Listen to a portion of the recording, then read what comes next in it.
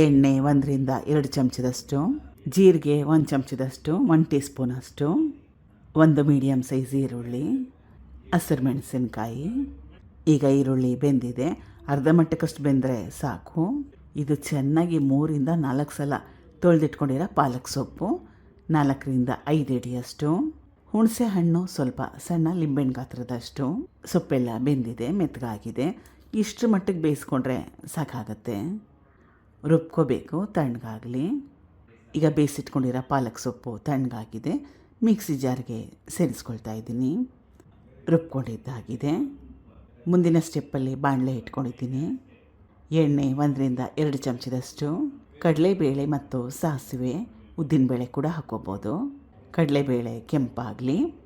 ಕಡಲೆಬೇಳೆ ಕೆಂಪಾದಮೇಲೆ ಸಣ್ಣದಾಗಿ ಕಟ್ ಮಾಡಿ ಇಟ್ಕೊಂಡಿರೋ ಈರುಳ್ಳಿ, 2 ಮೀಡಿಯಮ್ ಸೈಜ್ ಈರುಳ್ಳಿ ಅಥವಾ 1 ದೊಡ್ಡ ಈರುಳ್ಳಿನ ಉಪಯೋಗ ಮಾಡಿದ್ರೆ ಸಾಕಾಗತ್ತೆ.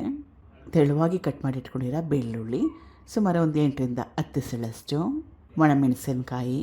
ಈಗ ಈರುಳ್ಳಿ ಬೆಳ್ಳುಳ್ಳಿ ಚೆನ್ನಾಗಿ ಮೆತ್ತಗಾಗೋವರೆಗೂ ಬೇಯಿಸ್ಕೋಬೇಕು. ಇದು ಪಾಲಕ್ ಸೊಪ್ಪನ್ನ ರುಬ್ಬಿಟ್ಕೊಂಡಿದ್ನಲ್ಲ ಅದು. ಸುಮಾರು ಅರ್ಧ ಕಪ್ಪಷ್ಟು ನೀರು, ರುಚಿಗೆ ತಕ್ಕಷ್ಟು ಉಪ್ಪು ಕಲಿಸ್ಕೊಂಡು ಚೆನ್ನಾಗಿ ಕುದಿಸ್ಕೋಬೇಕು. ಟ್ರೈ ಮಾಡಿ. ದಿನ ಒಂದೇ ಥರ ಅದೇ ಸಾರು, ಮಸಾಲೆ ಸಾರು, ತಿಳಿ ಸಾರು ತಿಂದು ಬೋರಾಗಿದ್ದಾಗ ಇದು ಬಿಸಿ ಅನ್ನದ ಜೊತೆಗೆ ಸ್ವಲ್ಪ ತುಪ್ಪ, ಈ ಚಟ್ನಿ ಬೆಸ್ಟ್ ಕಾಂಬಿನೇಷನ್ನು. ತಿನ್ನೋ ಕೂಡ ಸಖತ್ ಟೇಸ್ಟಿ ಇರುತ್ತೆ, ಆರೋಗ್ಯಕರ ಕೂಡ.